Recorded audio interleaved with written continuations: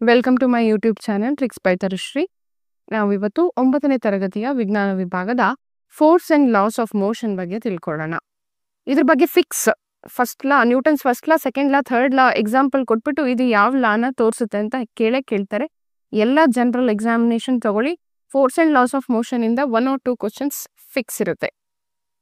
Especially teacher exams ಅಲ್ಲಂತೂ 2 ಮಾರ್ಕ್ಸ್ಗೆ 4 ಮಾರ್ಕ್ಸ್ಗೆ descriptive ಟೈಪಲ್ಲಿ ಈ ಚಾಪ್ಟರ್ ಅನ್ನ ಹೊರತಾಗಿ ಅವರು ಕ್ವಶನ್ ಪೇಪರ್ ಸೆಟ್ ಮಾಡ್ಲಿಕ್ಕೆ ಸಾಧ್ಯನೇ ಇಲ್ಲ.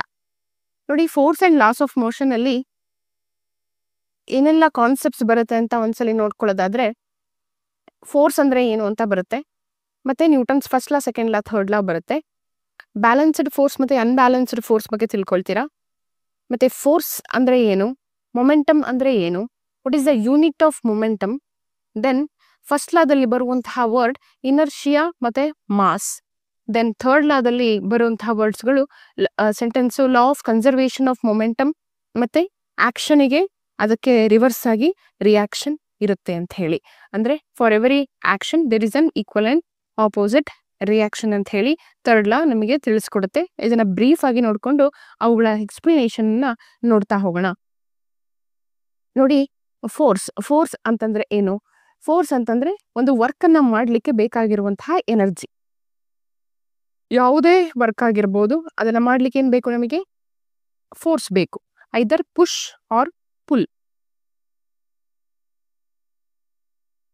ಫಾರ್ ಎಕ್ಸಾಂಪಲ್, ಒಂದು ಡೋರ್ನ ಓಪನ್ ಮಾಡ್ಬೇಕಪ್ಪ, ಡೋರ್ನ ಐದರ್ ಪುಷ್ ಮಾಡ್ಬೇಕು ಇಲ್ಲ ಪುಲ್ ಮಾಡ್ಬೇಕು. ಅದಕ್ಕೆ ಏನ್ ಬೇಕು? ನಮಗೆ ಫೋರ್ಸ್ ಬೇಕು. ಅದೇ ಫೋರ್ಸ್. ನೆಕ್ಸ್ಟ್, ಫೋರ್ಸ್ ಇದು ಕೆಲವೊಂದು ನೇಚರ್ ಇದೆ.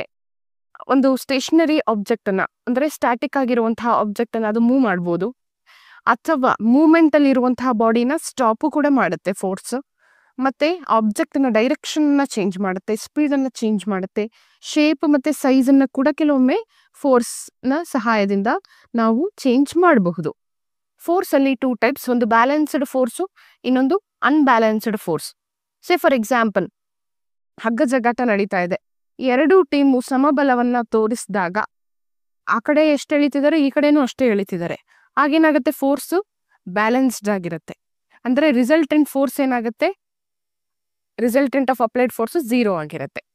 ಅದೇ ರೀತಿ ಅನ್ಬ್ಯಾಲೆನ್ಸ್ಡ್ ಫೋರ್ಸ್ ಅಂತಂದ್ರೆ ಒಂದ್ ಕಡೆ ಫೋರ್ಸ್ ಜಾಸ್ತಿ ಇದೆ, ಇನ್ನೊಂದ್ ಕಡೆ ಫೋರ್ಸ್ ಕಡಿಮೆ ಇದೆ. ಆಗ ಹಗ್ಗ ಯಾವ ಕಡೆ ಹೋಗುತ್ತೆ? ಫೋರ್ಸ್ ಜಾಸ್ತಿ ಯಾರು ಹಾಕ್ತಿದಾರೋ ಅವ್ರ ಕಡೆ ಹೋಗುತ್ತಲ್ವಾ. That is unbalanced force. ಇನ್ನು ನಮಗೆ ಯಾವುದೇ ವರ್ಕ್ ಆಗ್ಬೇಕು ಅಂತಂದ್ರೂ ಕೂಡ ಏನಾಗ್ಬೇಕು? ನಮ್ಗೆ ಅನ್ಬ್ಯಾಲೆನ್ಸ್ಡ್ ಫೋರ್ಸ್ ನಾವು ಅಪ್ಲೈ ಮಾಡಿರ್ಬೇಕಲ್ಲಿ. ಈ ಲಾಸ್ ಆಫ್ ಮೋಷನ್ ಅನ್ನ ನ್ಯೂಟನ್ ಅನ್ನುವಂತಹ ಗ್ರೇಟ್ ಸೈಂಟಿಸ್ಟ್ ಗೆಲಿಲಿಯೋ ಅವರು ಕೊಟ್ಟಂತಹ ಕಾನ್ಸೆಪ್ಟ್ಸ್ ನ ಯೂಸ್ ಮಾಡಿಕೊಂಡು ಇದು ಲಾನ ಕೊಡ್ತಾರೆ. ಫಸ್ಟ್ ಲಾ ಏನ್ ಹೇಳುತ್ತೆ? ಫಸ್ಟ್ ಲಾನ ಲಾ ಆಫ್ ಇನರ್ಷಿಯಾ ಅಂತಾನೂ ಕರಿತೀವಿ. ಲಾ ಆಫ್ ಇನರ್ಷಿಯಾ ಅಂದ್ರೂ ಒಂದೇ, Newton's first law of motion ಅಂತಂದ್ರೂ ಕೂಡ ಒಂದೇ. ನೋಡಿ, ಸ್ಟೇಟ್ಮೆಂಟ್ ಅನ್ನ ಆಸ್ ಇಟ್ ಈಸ್ ಬರಿಬೇಕಾಗತ್ತೆ ಎಕ್ಸಾಮ್ ಅಲ್ಲಿ. ಎಕ್ಸ್ಪ್ಲನೇಷನ್ ಕೇಳಿದಾಗ ಎಕ್ಸ್ಪ್ಲನೇಷನ್ ಕೂಡ ಬರಿಬೇಕಾಗತ್ತೆ. ಯೂಶಲಿ ನಿಮಗೆ state Newton's first law of motion, give an example ಅಂತ ಕೇಳ್ತಾರೆ. Any object remains in the state of rest or in uniform motion along a straight line until it is compelled to change the state by applying external unbalanced force.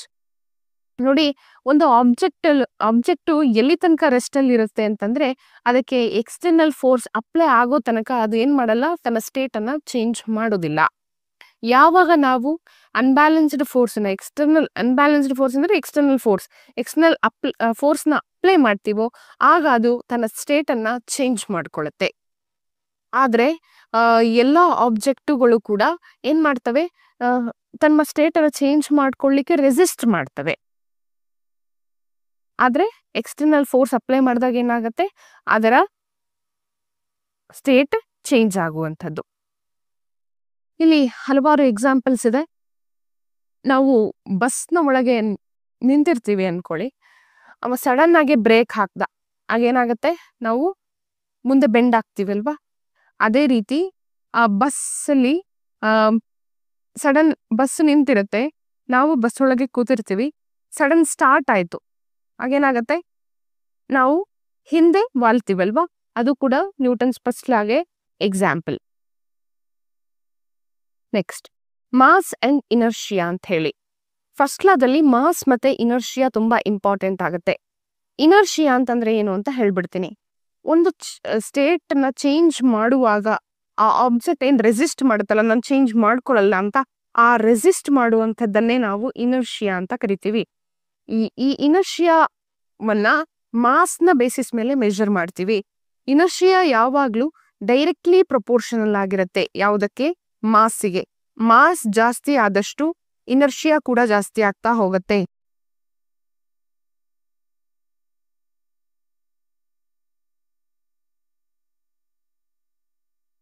Okay, next momentum. Momentum ಅಂತಂದ್ರೆ ಏನು? It is a quantity of motion of an object has. ಅಂದ್ರೆ momentum is given by mass into velocity ಅಂತ ಹೇಳಿ.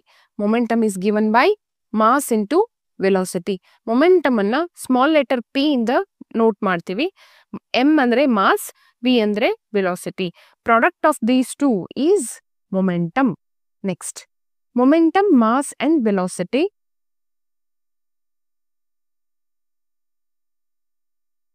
Heavier the mass, momentum ಹೇಗಿರುತ್ತೆ? ಹೆವಿನೇ ಇರುತ್ತೆ. Heavier the velocity, momentum will also gets increased.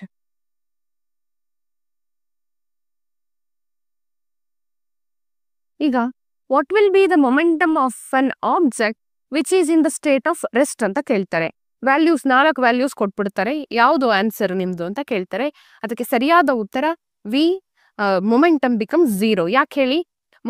Object rest ಅಲ್ಲಿ ಇದೆ ಅಂತಂದ್ರೆ ಅದರ ವೆಲಾಸಿಟಿ ಏನಾಗುತ್ತೆ? 0 ಆಗುತ್ತೆ. ಎಷ್ಟೇ ಮಾಸ್ ಇರಲಿ. For example, it has mass M. M into 0 that is 0. Next, what will be the unit of momentum? 1 ಮಾರ್ಕಿಗೆ ಕೇಳ್ತಾರೆ. Write the SI unit of momentum ಅಂತ ಹೇಳಿ. ಮಾಸ್ ಅಂದ್ರೆ ಕಿಲೋಗ್ರಾಮ್, ಕೆಜಿ. ವೆಲಾಸಿಟಿ ಅಂತಂದ್ರೆ mass per second. So sorry, velocity is meter per second.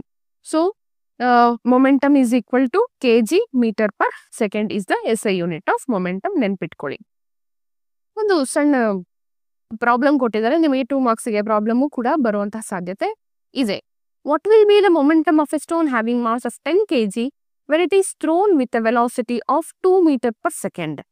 So, mass 10 kg, m is 10 kg, v is 2 meter per second. So, very simple, 10 into 20 kg meter per second. Unit ಅನ್ನ ಬಿಟ್ರೆ 1 marks ಕಳ್ಕೊಳ್ತೀರಾ. ಯಾವಾಗ್ಲೂ ಅಷ್ಟೇ values ನ ಜೊತೆಗೆ, ಬಂದಿರುವಂತಹ values ನ ಜೊತೆಗೆ unit ನ ಬರೀಲೇಬೇಕಾಗತ್ತೆ. The mass of a goods lorry is 4000 kg. Already goods ಲಾರಿದು ವೆಯ್ಟ್ ಎಷ್ಟಿದೆ? 4000 ಇದೆ. ಅದಕ್ಕೆ ಹಾಕಿರುವಂತ ಗೂಡ್ಸ್ ನ ಲೋಡ್ ಎಷ್ಟಿದೆ? ಅದು ಎಷ್ಟಿದೆ? 20,000 kg ಇದೆ. ಅದರ ವೆಲಾಸಿಟಿ ಎಷ್ಟಿದೆ? 2 ಮೀಟರ್ ಪರ್ ಸೆಕೆಂಡ್ ಅಲ್ಲಿ ಅದು ಹೋಗ್ತಾ ಇದೆ. What will be its momentum ಅಂತಂದ್ರೆ, ನೀವು ಕೊಟ್ಟಿರುವಂತಹ ವೇಟ್ ಅನ್ನ ಫಸ್ಟ್ ಆಡ್ ಮಾಡ್ಕೊಳ್ಬೇಕಾಗತ್ತೆ. 4000 kg plus 20,000 kg is 24,000 kg. Then momentum is equal to mass into velocity. 24,000 kg into 2 kg, 2 meter per second, that is 48,000 kg meter per second is the momentum. And then car having mass of 1000 kg is moving with a velocity of 0.5 meter per second. What will be its momentum ಅಂತ ಕೇಳ್ತಾ ಇದ್ದಾರೆ. So momentum is given by mass into velocity. Mass of the car 1000 kg already ಕೊಟ್ಟಿದ್ದಾರೆ. Velocity is 0.5 meter per second. So you'll get the answer 500 kg meter per second. Just multiplication ಅಷ್ಟೇ. ಈಗ second ಲಾಗೆ ಬರೋಣ. Second ಲಾ ಏನ್ ಹೇಳತ್ತಪ್ಪ ಅಂತಂದ್ರೆ, rate of change of momentum of N object is proportional to applied force in the direction of force. ಎಷ್ಟು ಮಟ್ಟಿಗೆ ಆ ಆಬ್ಜೆಕ್ಟಿನ momentum change ಆಗುತ್ತೆ ಅಂತಂದ್ರೆ ಅದು ಡೈರೆಕ್ಟ್ಲಿ ಪ್ರಪೋರ್ಷನಲ್ ಆಗಿ ಫೋರ್ಸಿಗೆ ಇರುತ್ತೆ. ನೋಡಿ, ಮ್ಯಾಥಮೆಟಿಕಲ್ ಎಕ್ಸ್ಪ್ರೆಷನ್ ಏನ್ ಹೇಳುತ್ತಪ್ಪ ಅಂತಂದ್ರೆ, ಮಾಸ್ ಎಂ ಇತ್ತು, ಇನಿಷಿಯಲ್ ವೆಲಾಸಿಟಿ ಯು ಇತ್ತು ಅನ್ಕೊಳ್ಳಿ ಒಂದು ಆಬ್ಜೆಕ್ಟ್ದು, final velocity v metre per second ಇತ್ತು ಅಂತ ಅನ್ಕೊಳ್ಳಿ. ಆಗ ಚೇಂಜ್ ಇನ್ ಮೊಮೆಂಟಮ್, ಚೇಂಜ್ ಅಂತ ಬಂದ್ರೆ ಒಂದರಿಂದ ಇನ್ನೊಂದನ್ನ ಮೈನಸ್ ಮಾಡಬೇಕು. ಯಾವಾಗ್ಲೂ ಅಷ್ಟೇ ಫೈನಲ್ ಇಂದ ಇನಿಷಿಯಲ್ ಅನ್ನ ಮೈನಸ್ ಮಾಡಬೇಕು. Final momentum minus initial momentum ಅಂದ್ರೆ m into v minus m into u. So m mass ಅನ್ನ ಹೊರಗೆ ತೆಗೆದ್ರೆ v minus u. So rate of change of momentum, rate ಎಲ್ಲಿ ಬರುತ್ತೋ ಅಲ್ಲಿ ನೀವು ಅಪಾನ್ ಟೈಮ್ ಟೇಕನ್ ಹಾಕ್ಲೇಬೇಕು. So change in momentum is by time taken. Change in momentum ಗೊತ್ತಾಗಿದೆ ನಮಗೆ, m into v minus u by t ಅಂತ ಹೇಳಿ, m into v minus u ಅಂತ ಹೇಳಿ. by time taken is t. So ನಮಗೇನ್ ಹೇಳುತ್ತೆ second law? Rate of change of momentum is directly proportional to force. This is the rate of change of momentum, right? It is directly proportional to force. For F is directly proportional to m into v minus u by t. We know that v minus u by t is acceleration. So F is directly proportional to mass into acceleration. So force is equal to proportionality constant k into ma. So k ನಮಗೆ ಹಲವಾರು experiments ಇಂದ ಗೊತ್ತಾಯ್ತು K value ಏನು ಅಂತ 1 ಅಂತ. So F is equal to M A. So we come to the final equation of second law, that is force is equal to mass into acceleration. What is force? Force is product of mass and acceleration. So SI unit of force is mass. Mass is kg. Acceleration is meter per second square. kg meter per second square. Okay. Next. 1 Newton ಅನ್ನ define ಮಾಡಿ ಅಂತ ಕೇಳ್ತಾರೆ. ನೆನಪಿರ್ಲಿ, acceleration 1 metre per second square ಇದ್ದು mass 1 kg ಇದ್ರೆ ಆಗ apply ಮಾಡುವಂತಹ force ಏನಾಗಿರುತ್ತೆ? 1 ನ್ಯೂಟನ್ ಆಗಿರುತ್ತೆ.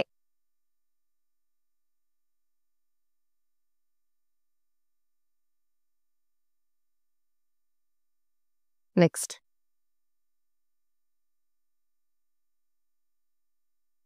Newton's third law of motion. For every action, there is equal and opposite reaction. ಇಷ್ಟೇ ಸ್ಟೇಟ್ಮೆಂಟ್, ವೆರಿ ಸಿಂಪಲ್. ಮತ್ತೆ ಆಕ್ಷನ್ ಮತ್ತೆ ರಿಯಾಕ್ಷನ್ 2 ಡಿಫ್ರೆಂಟ್ ಬಾಡೀಸ್ ಮೇಲೆ ಕೂಡ ಅದೇನಾಗ್ಬೋದು? ಆಕ್ಟ್ ಆಗ್ಬೋದು. For example, walking on a road, a boat moves back when we deboard it. ಅಂದ್ರೆ boat ಇಂದ ಕೆಳಗಿಳಿಬೇಕಾರೆ ಬೋಟ್ ಏನಾಗುತ್ತೆ? ಹಿಂದೆ ಸರಿಯುತ್ತಲ್ವಾ, ನಾವು ಬಿದ್ದಂಗ ಆಗುತ್ತಲ್ವಾ. That is because of our action, ಬೋಟ್ದು reaction. Gun recoiling, back side ನಮಗೆ ಹಿಂದೆ ಎಳೆದಂಗ ಆಗುತ್ತಲ್ವಾ, that is third law. Then rowing of a boat, boat ಅನ್ನ ನಡೆಸುವಾಗ ನೀರನ್ನ ಹಿಂದೆ ತಳ್ತೀವಿ, ಬೋಟ್ ಏನಾಗುತ್ತೆ? ಮುಂದೆ ಸಾಗುತ್ತೆ. That is also example for Newton's third law of motion.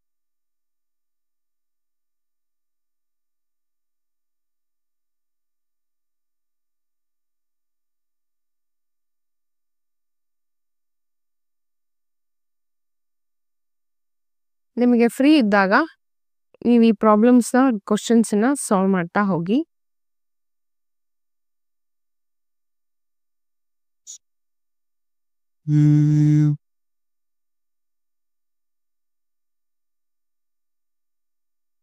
A truck and a car are moving with equal velocity. On applying brakes, both will stop after certain distance.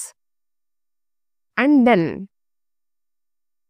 truck will cover less distance before stopping. Car will cover less distance before stopping. Both will cover equal distance. None of the above. You need to answer these questions. In which of the following cases the net force is not zero? An object floating in air, a ball freely falling from a certain height, a cork floating on the surface of water. All the cases. Option D, all the cases. ಎಲ್ಲದರಲ್ಲೂ force apply ಆಗಿದೆ. A force acts on a body of mass 3 kg such that its velocity changes from 4 meter per second to 10 meter per second. The change of momentum of body is Vu minus Vt. That is 10 minus 4 is 6, 6 3 is 18 kg meter per second. While opening a tap with 2 fingers, the force applied are opposite in direction. So by this, we came to an end of the topic. Very important topic, force and laws of motion. ನೋಡಿ, ಈ HSTR ಎಕ್ಸಾಮಿಗೆ, GPSTR ಎಕ್ಸಾಮಿಗೆ science from 6th to 10th ಓದೋದು ತುಂಬ important ಆಗುತ್ತೆ. ಹಾಗಂತ ಒಂದೇ ಫೋರ್ಸಲ್ಲಿ ಓದ್ತಾ ಮುಗಿಸ್ಬಿಡ್ತೀನಿ, ನಾನು ಅದನ್ನ ನೆನ್ಪಿಟ್ಕೊಳ್ತೀನಿ ಅಂತಂದ್ರೆ ಅದು ಸಾಧ್ಯ ಆಗಲ್ಲ. You need to fetch only the important points and study. So by this I'll end up my class. Tomorrow I'll come with the new chapter. Thank you.